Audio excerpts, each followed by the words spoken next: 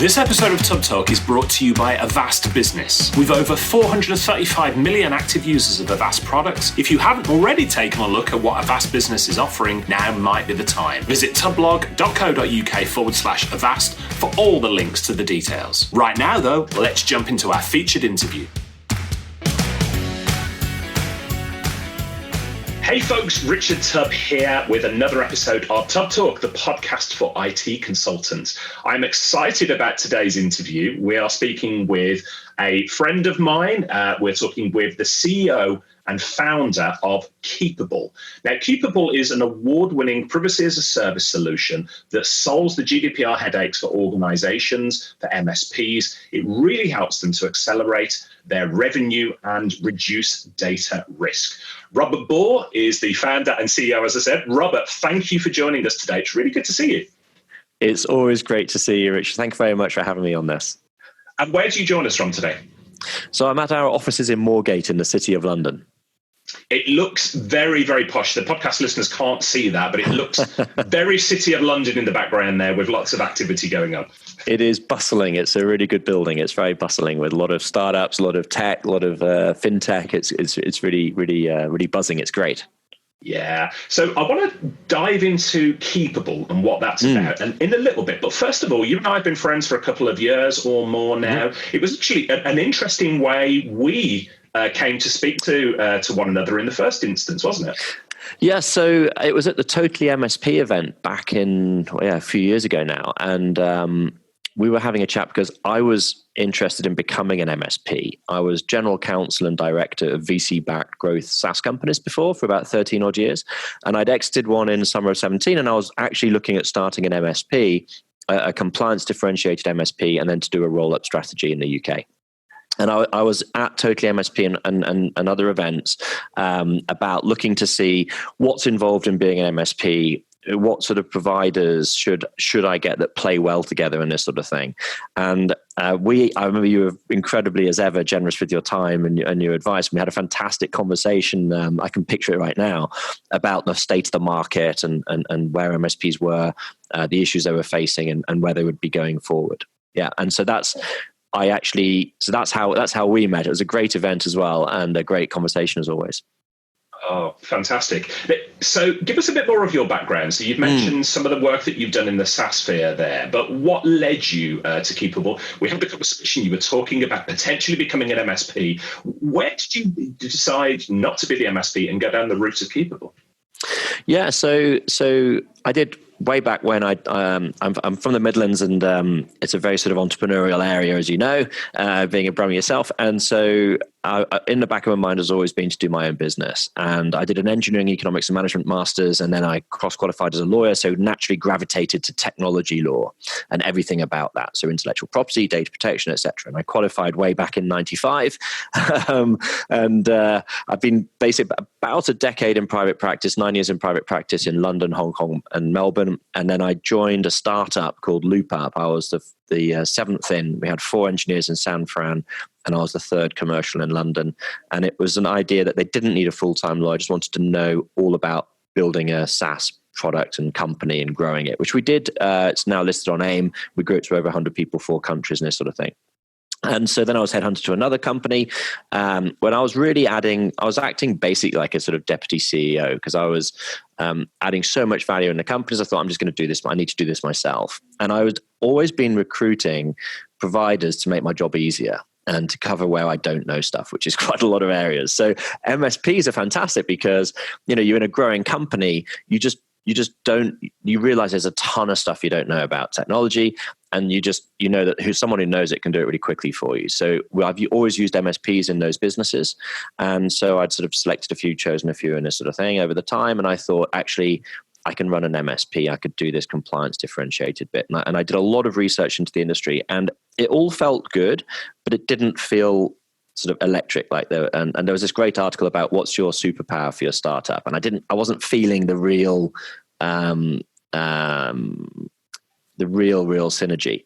And then at one of the events, everyone was talking about GDPR and saying customers are asking us about GDPR. This is back in 2017, running up to the end of 17. I think we know all the processes, we know all their data is, we know who they're using, we know about all the security, but we don't know about everything else in GDPR. So we're scared of it. We're not lawyers. What do we do? And I thought, why aren't they using people who are out there already? There were a couple of SaaS providers there at the time. And I thought they're just too complicated. They're created for a specialist. I can create, from my background of having been a customer in a business, taking complex things and making them simple for a busy business to take on. Not simple because they can't understand complex, but because they already are, and they just need, adding straws to that camel's back. They just want to make it as simple as possible. So I thought I can really do this, and that's when the light bulb went off. Superpower for this, absolutely. And I switched from looking to do an MSP to being a vendor to MSPs. Yes, and you've become a big part of the MSP community, regardless of whether you run an MSP or not, and we'll talk about that a little bit further on. But Keepabl, software as a service, platform. It's a GDPR focused at the moment, although there's a lot of scope for doing a lot more than GDPR. Keepabl, how would you describe it to people? What is it?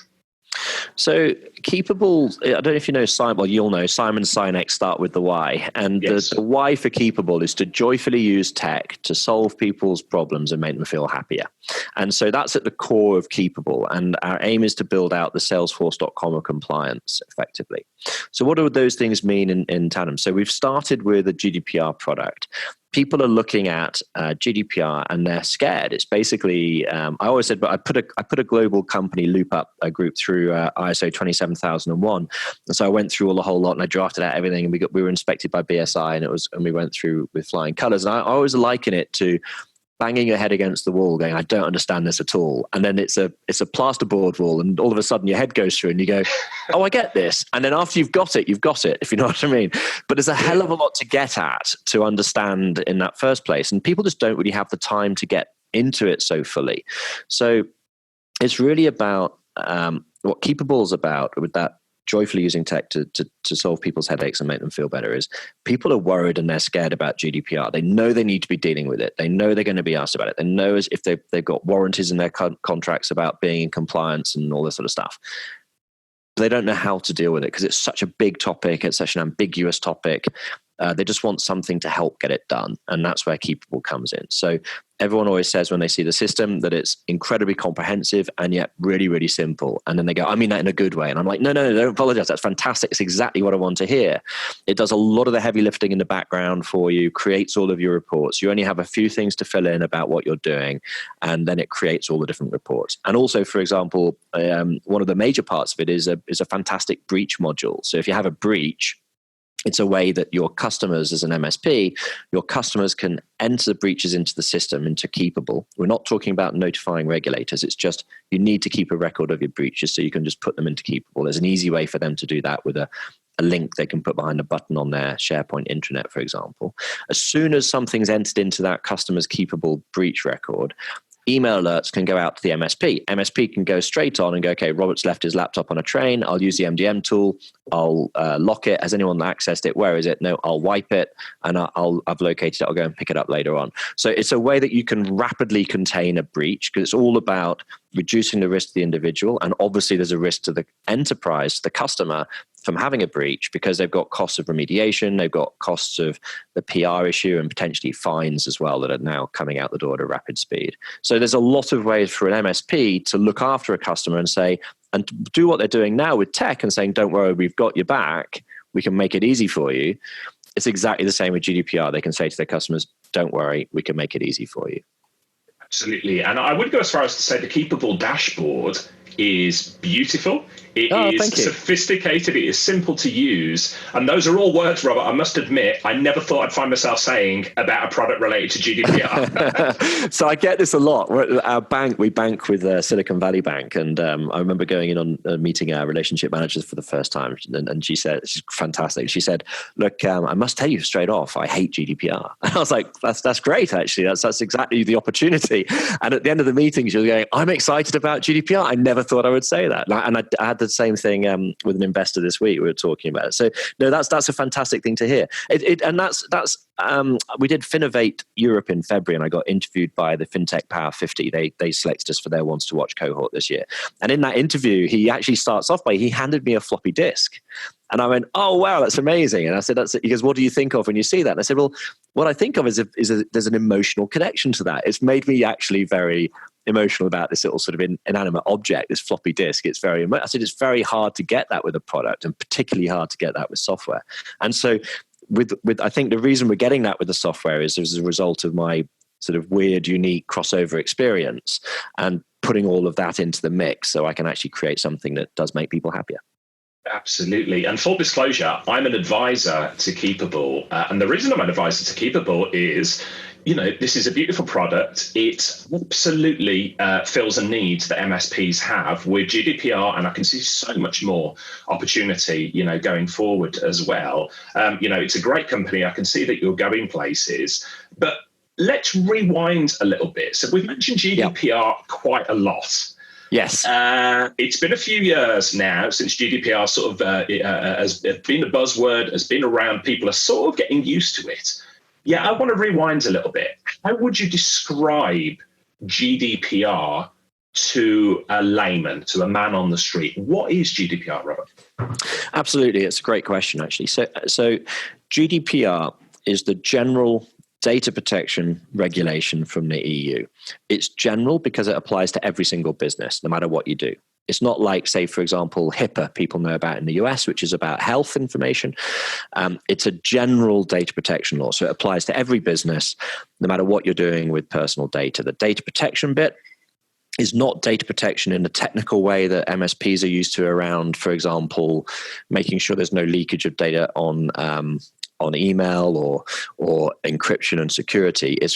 The data protection in this sense, although security is fundamental, data protection in this sense is about protecting the rights of individuals because of the use of their personal data. So it's the general law for everybody, covering everybody. Whenever you're touching personal data about people, which is any information that could identify that person, and it's directly applicable law in every single member state of the EU.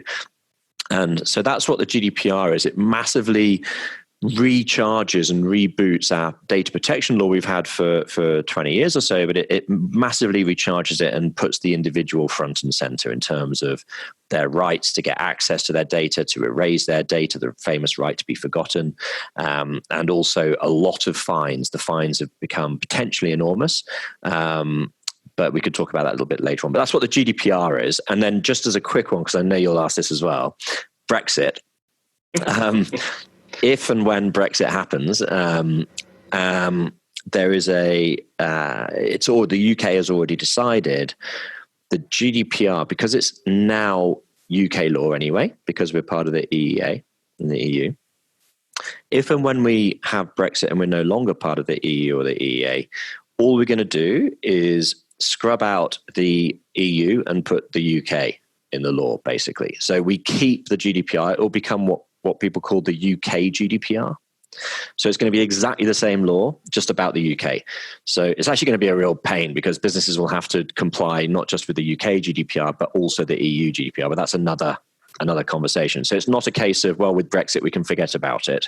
Actually, with Brexit, it applies twice in a way to a lot of businesses. Yeah. And do you see in the technical industry with open source platforms, lots of businesses are used to applications and operating systems being forked, and that's where a piece of software gets picked up by another organization and run. It occurs to me, is there the potential for UK GDPR and GDPR, the overall thing, to fork at some point and there to be separate platforms? Absolutely. So that's absolutely right. I mean, we're going to be starting off with it identical in terms of the obligations. There will be differences in terms of if you transfer data at the moment to, say, the USA, you're looking at that being a transfer out of Europe under the European GDPR. If and when Brexit happens and we have the UK GDPR, it won't be. It's going to be an export from the UK under the UK GDPR. So it's still the same obligations. It's just that the territorial envelope will be the UK instead of the EEA for our law. So we'll start off identical, and then with those little wrinkles, and there is an opportunity for them to diverge. However, what I would say is the UK has made absolutely clear that the flow of data is incredibly valuable to the UK for data coming from the EU to the UK. And if and when we leave the EEA, we'll be what's called a third country. We won't be part of the European Union anymore.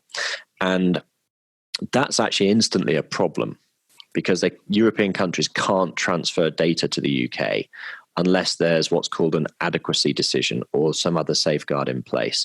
So I don't know if you remember, when Safe Harbor fell, all the US software as a service companies instantly offered the European standard contractual clauses out as a fail-safe.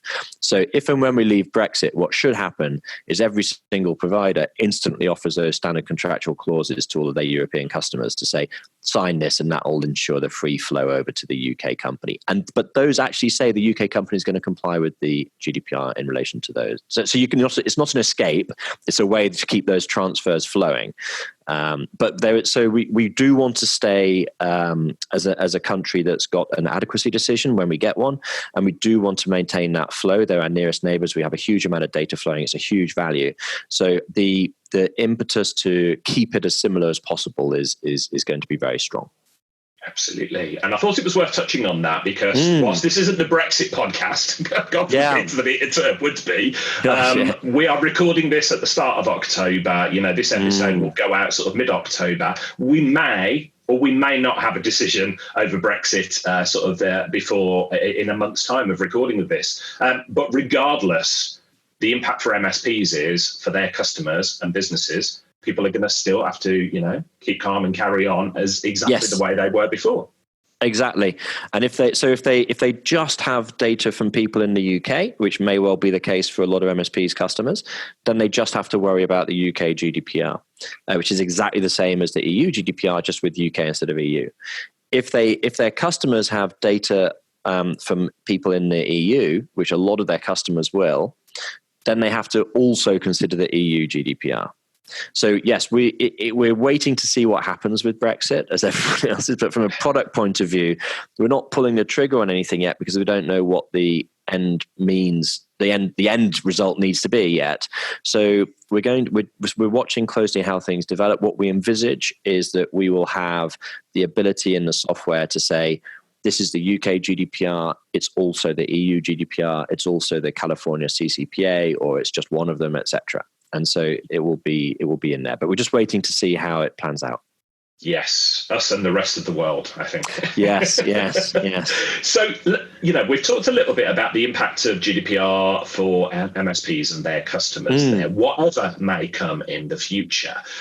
It strikes me, GDPR is often seen as, or lots of MSPs who want to, dare I say, stick their head in the sand about this and say, GDPR is not a technical issue, therefore we are not going to touch it. Yet it is a technical issue. And it isn't a technical issue at the same time, isn't it, Robert? So that's right. How do you describe the requirements of MSPs alongside GDPR? Because frankly, this is going to be something that MSP customers are going to ask their MSP to deal with, whether they want it or not. It's going to be something they have to deal with. And it's both ways as well. So I used to ask MSPs, what are your information security policies and what are your data protection policies? Because I was always at companies where we had to back our own stringent stuff like 27001 and this sort of thing across to our suppliers, and MSPs would be a supplier and they've got access to personal data. So GDPR is actually a live thing for MSPs, particularly if they deal with regulated industries, if they deal with customers who hold a lot of data, be they tech companies or what have you. MSPs themselves need to have a good answer to their own customers about the MSP's practices.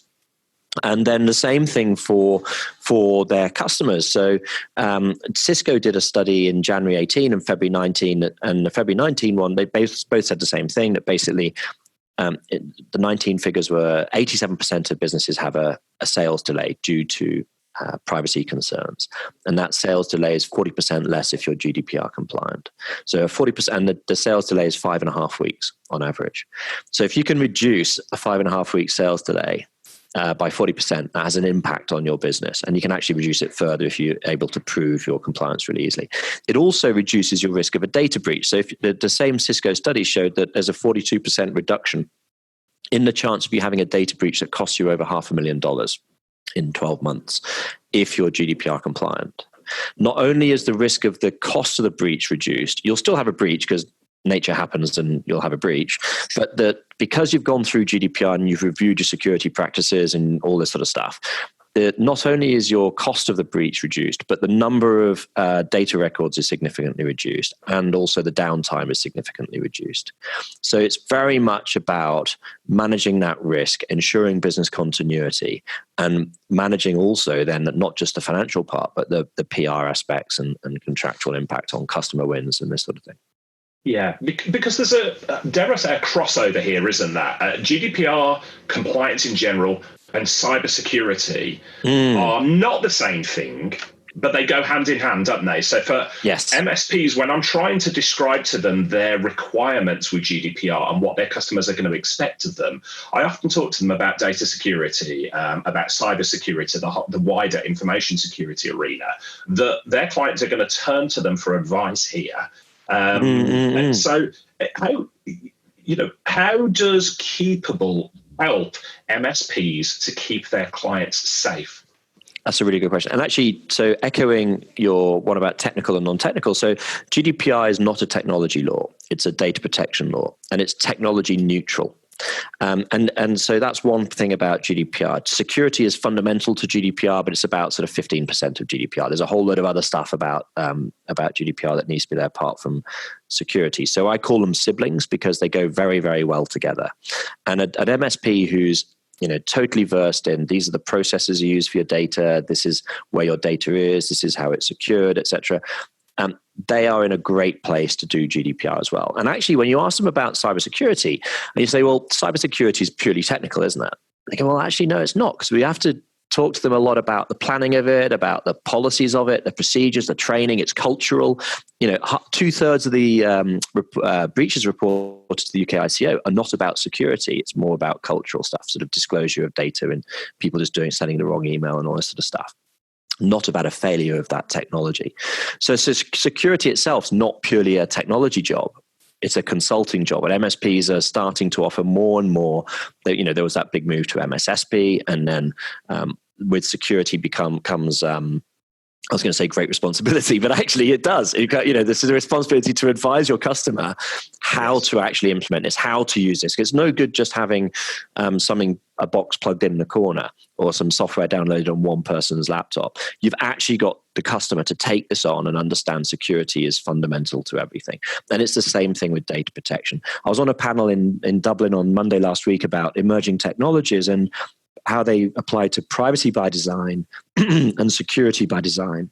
And what's the difference between privacy by design and security by design? And that was a very interesting one. And MSPs know exactly about security by design, security by default. And it's not a huge step for an MSP to be able to also do privacy by design and privacy by default, because they're already a bit of the way there with security, and they can then complete the other part really happily. And they can then look after a customer more holistically, build on that trusted advisor relationship, and have not only have more of the customer purse, but also if they don't do it for their customer, someone else will. And so they're actually at risk of losing that customer. Yeah, absolutely. You've coined the term, or certainly popularized the term, compliance as a service. Yes. So we've got all of these as a service out there, but compliance as a service or privacy as a service is something that I'm seeing the most progressive MSPs jump upon for all the reasons that you've mentioned. And the way I'm seeing them do it, Robert, is they're understanding that whether their clients need this or ask for this or not, they're going to need it. So what the MSPs are doing, they are offering higher revenue-based packages where they say, we will look after this for you. We will offer this as a service to you, privacy, compliance as a service there. What are you seeing from MSPs who are using Keepabl? Are they going down that route as well of saying, this is going to lower our cost of support, so we're going to need to do it anyway? Absolutely, and apologies, I'm answering your questions one behind as well. I'll keep answering. So absolutely. So your question about how can Keepabl help an MSP do this, and this is the same question here. For example, back in 2017, MSPs were going. A lot of people are asking us about this. We don't know what to do. We're not lawyers. This, that, and the other. In 2018, it came in May 2018. MSPs were often going, well, look, it's all got a bit quiet now. People are putting their head in the sand. It's a bit like Y2K, isn't it? We're too small, doesn't apply. All these myths that people have now realized they just can't avoid it. They've got to deal with it. So the conversations with MSPs, we're actually having conversations with the MSPs who contact us or we contact them. They're going, this is the GDPR app I've been looking for. Not only is it something that they know they've got to be doing, they're looking for the best way to manage it in their relationship with their customers. And the way that MSPs are using Keepabl is that basically an MSP can say to a customer, look, we'll do a 3-year contract with you, a virtual chief privacy officer, VCPO. A little bit Star Warsy there, VCPO offer, and we'll do a 3-year contract. You need to have training every year. So we'll come and we'll do your basic training every year. And you've got that audited done. We can give you this, we can sell you this policy pack that's got all the policies and procedures and templates, and you can adopt them, and you've got all that there as well. We can use this software as a service with you that gives you real visualization and gamification of your KPIs, shows you where you are, shows you where the gaps are. When we get you to 100%, you can use it to show people that. But more importantly, we can use it to drive the ongoing compliance. It's a fantastic breach module we talked about. You know, if you have a breach, we can be on it right away. We'll get instant email alerts from the system. And every quarter when we meet you, we can talk about what happened in the last quarter. We can talk about what we've learned and what we need to do going forward. We can also each quarter say, we can look at your processes. Are they all in that system correctly? Are there any that we don't use anymore? Any new ones? Have we got all the agreements with them we should do? Next one, let's have a look at the activities. Are there any new things that we're doing? And periodically over that 3 years, you can address, let's review the policies and procedures and make sure they're all reflecting what we're doing. Things like encryption and what have you. So the MSP can offer this managed service role in compliance as a service on a nice recurring revenue basis using Keepabl as the platform. And what it does, GDPR lets you see the 360-degree view of the customer. So, and it's the legal stick that MSPs can use to actually start selling and pushing the services that often clients push back on before. So backup and disaster recovery is a classic. Beforehand, customers would say, well, what's the legal obligation? Do I need this? 100%, do I have to have it? And the MSP couldn't say yes. It could say, look, it's good practice, but I can't say that yes. Now with GDPR, you can go, look, you have an obligation in GDPR to have appropriate security measures in place to make sure you protect the confidentiality, integrity, and availability of the information. If you don't have good backup and disaster recovery, business continuity in there, you're not meeting your obligations in GDPR. Also, for example, those security measures, the very first thing GDPR recommends, although unfortunately it doesn't say you have to do it, but it says it's the highly recommended one. And if you get investigated, a regulator will say, if you haven't done this, you're getting a fine. Encryption. I've been banging on about encryption for 20, 30 years. It's like the best thing ever for protecting the rights of the individual and limiting the obligations of the company. So one of our partners is Beachhead Solutions. They've got a great Simply Secure service where you can manage encryption as a service. Another Privacy Stack member is Wiggin. They're a law firm that have a data protection consultancy on the side, and you can get consultancy to help you there. And so this is an example of a technical service, another service, and we call it the Privacy Stack. And in the Privacy Stack, you've got external people, which I think includes the MSP. Your internal people, so whoever at the company is dealing with it, happily or not. And then in the middle, you've got the tech stack with Keepabl as the governance solution there. And then the MSP can go, right, backup, disaster recovery, could be Datto, for example, or it could be Tresorit or something like this. Right, let's look at secure sharing. Let's look at how you're doing encryption as a service. Let's look at how you're doing your training. These are all things the MSP has been selling and can sell more off the back of GDPR. And there's a damn good reason why that person needs to take it on now. Absolutely. And we will include all of those companies that you mentioned, all of those resources in the show notes that go along with this podcast. So go to the website for that. But I want to pick up on something that you said there. For years, and this is specifically to anybody listening to this, an MSP who has realistically been sticking their head in the sand about GDPR, saying, oh, it's just another thing that I want to look after. This is a message for you. GDPR, in my opinion, is the best sales tool that's come along for MSPs in like forever. The reason being, if you have ever had a conversation with a customer and said, hey, let's have a conversation about encryption. Let's have a conversation about data backup. Let's have a conversation about cybersecurity. And the client has pushed back at you and said, not right now, we'll come back to that at another time. You have been frustrated. You have been fed up because you know the client needs this, but the client didn't see the urgency for this. GDPR gives these conversations that urgency. Absolutely. This is why Keepabl is such a powerful platform. This is why Keepabl should become something that you take a look at. That is me, Robert, on my soapbox. Because I totally agree. It is so important to the future of managed services. Now, you and I, over a glass of wine and many other occasions, have had conversations about what the future of managed services looks like. And I believe it's going to be along the lines of MSPs helping companies with their business processes. And that includes compliance and everything else. How do you see the future of managed services and the role of compliance and services like Keepabl?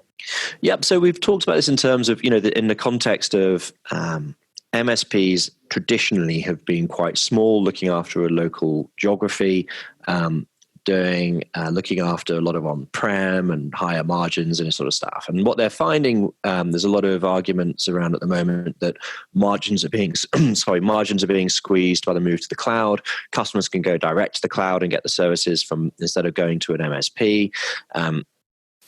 There's a difficulty for the MSP in showing the value to the customer of what they've done because a lot is invisible, and sort of RMM work and that sort of stuff is an example. And so how MSPs are going, where do we go with this? What's going to happen to this traditional model? And I totally agree with you that I think the route to it in my mind is you've got the MSP as a trusted advisor. They speak plainly. They understand how to do stuff and implement stuff for the customer. They're experts in their area of technology, and they've got many clients, so the customers can get the benefit of the MSP's knowledge there, also of what best practice is. The MSP then now, with the move to cloud, I think the MSP is being well, let's go into security because that's a higher area of margin, and actually let's start doing security services and consulting and start working on that as a net compliance aspect. GDPR is the next aspect of that. I think customers will always want an MSP to look after their technology. So we have an MSP, Tech Sapiens, here in London. All of our stuff actually we bought pretty well directly when we started off. It's absolutely no problem. Tech Sapiens are really, really flexible. They're fantastic, extremely knowledgeable about business processes as well. So they help us with a lot more than just the tech. And it's a trusted advisor I can talk to that's also a lot cheaper than going to an accountant or a lawyer or sort of a big four consultant or what have you. And they already know our business. So moving forward, having an MSP there who can go, we can take this off your back for you, the GDPR aspect, in the same way they're helping with that security aspect. And the ongoing services, what customers will pay for is the alarm bell's just rung. We've had a breach. I don't know what the hell to do. And the MSP can go, don't worry, I've already dealt with a lot of it. Let's just document this properly and we can decide what we do, whether we need to notify or not. Fantastic. People will pay for having that there. When a customer goes, I've been negotiating this contract with you for 3 months. I'm just before I sign it. How are you on GDPR? Where's your policy pack and this stuff? And they go, oh my gosh. Whereas actually with Keepabl, the MSP can ensure that customer continually has a really great answer to give to those customers, those auditors, or what have you. Absolutely. So if you are not moved by my soapbox moment there talking about the future of managed services and the importance of platforms like Keepabl, if you are not moved by what Robert has just said there, because these are conversations that customers are going to be having with MSPs today, I would just close this loop by saying, if you're not having those conversations with your clients, with your prospects, your competitors, will be. This is something that you cannot ignore. This is something whether whatever reaction you have to GDPR, this is an opportunity for you as an MSP. And that's why I'm an advisor to Keepabl. That's why I'm encouraging people to seek out Keepabl. So it's very exciting times upcoming, isn't there? It is. We've got a lot of uncertainty as a country, with Brexit and everything, but it's very exciting times for managed service providers. So what's next for Keepabl? What do you see coming up? You talked about more VC funding and growing the business. What does it look like in the future? So we are funding. We're doing a funding at the moment, but what really exciting, we've just signed up with Zsphere as our UK distributor. So that's going to be going public very shortly. I'm very happy to sort of announce it. Actually, this is the first public announcement of it. And fantastic award-winning Zsphere, bags of energy, just really know what MSPs are about. I think they agree very much on the idea of the sort of future of MSP. We've had lots of talks around that as well. And so we're very excited to be working with the team at Zsphere. So that's something that we're very excited about. We're going to be at DattoCon this year. We're going to be there with our Privacy Stack partner is going to be there. Beachhead Solutions, Simply Secure, going to be right next to each other. Also, for example, another fantastic company, Mikey, with the 2FA, where everything's local. Again, really fantastic GDPR tool, increasing security. Everything's encrypted, nothing unencrypted in the cloud, this sort of thing. So it's very exciting. We've signed an agreement with a €1 billion consultancy called Reply. So that's an exciting one as well. We're in all the different sort of fintech modes. So if an MSP is looking, going back to your point, actually, if an MSP is looking for where's the future of the MSP, if you always look at those early adopters in the MSPs, you can see trends that stick, and those trends start to filter down through the other MSPs. And if you look at compliance as a service, that trend has stuck. It's definitely there now, and you can see the leading MSPs having compliance as a service in there, getting a high value recurring revenue in there, embedding that. And so that's going to filter through, and we're just happy to be part of that journey. Cool. And, for anybody listening to this who wants to find out more information, wants to have a conversation with you directly, Robert, where can they find you online? How can they get in touch with you? Sure. So it's at RJ Baugh on Twitter. Let's just spell that surname out for them. Sorry, yes. It's at RJ Baugh, BAUGH, Bravo, Apple, Umbrella, Golf, Hotel. So that's RJ Baugh on Twitter. LinkedIn, you can find me on Robert Baugh, and you can email us through the website, and hello@keepabl.com is an email as well as a web form. So any way you'd like to get in contact with us, and again, also with Zsphere as well. But always very happy to talk to MSPs, and we've got a really nice burgeoning partner program going, and looking forward to boosting that with Zsphere in play as well. As I said, you've been really good with us today. You've dropped a ton of valuable content. You've mentioned a load of resources, companies, some of the most exciting companies within the MSP space. I think, are the companies that you mentioned there. So we'll include all of those within the show notes as well. But Robert, I'm super excited about the future. And I never thought I'd say that about GDPR in a million years. So you've clearly done something well there. Thank you very much. And it's, as you mentioned, we're going to be, GDPR is the start on our Salesforce.com and compliance. We're going to be adding security later on as well, which people are very excited about. So it's watch this space. We've moved incredibly quickly in the last 18 months or so. We're going to be keeping that momentum going, and it's going to be very good fun. Fantastic. Robert, thanks so much for your time today. I'm going to look forward to seeing you at the shows over the next few months. Absolutely. Thanks, Richard. Cheers, Robert. Hey folks, Richard here. Thanks for listening today. I know you've got a ton of options for who you listen to nowadays, so I really appreciate your support. Do you have any feedback on this episode? Ideas for future guests? Tweet me at Tubblog using the hashtag TubTalk. I respond to every tweet and really appreciate your feedback.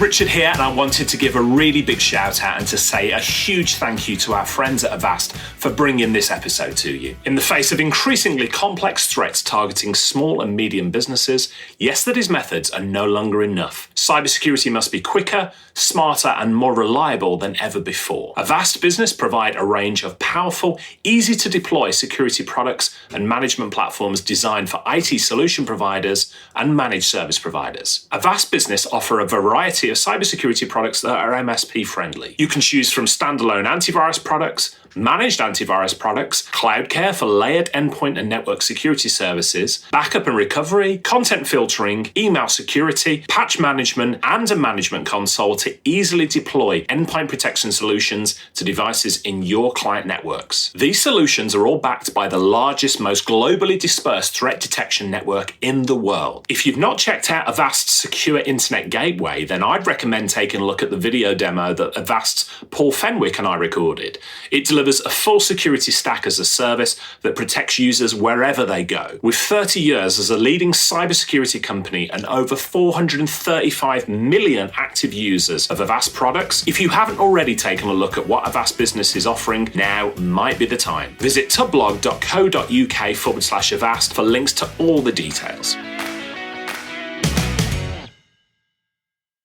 Hey team, this is Richard again. Just one more thing before you take off, and that is MSP Insights. Now, every Tuesday, I share my thoughts on the business of IT with you, the managed service community. Thousands of managed service providers already subscribe to MSP Insights. It's easy to sign up, easy to cancel. MSP Insights is basically a short email from me every Tuesday without fail with advice on growing your IT business, plus cool resources I've found, discovered, or started exploring that week. It's kind of like my diary of cool things, and often includes articles or books I've read, tools I've discovered, and events I think you'd be interested in, often sent to me by my friends and Tub Talk podcast guests. So, if that sounds fun, a short tiny bite of MSP goodness every Tuesday, and you'd like to try it out, just go to go.tub.co/Tuesday. That's go.tub.co/Tuesday. Drop in your email and you'll get the very next one. Thanks for listening.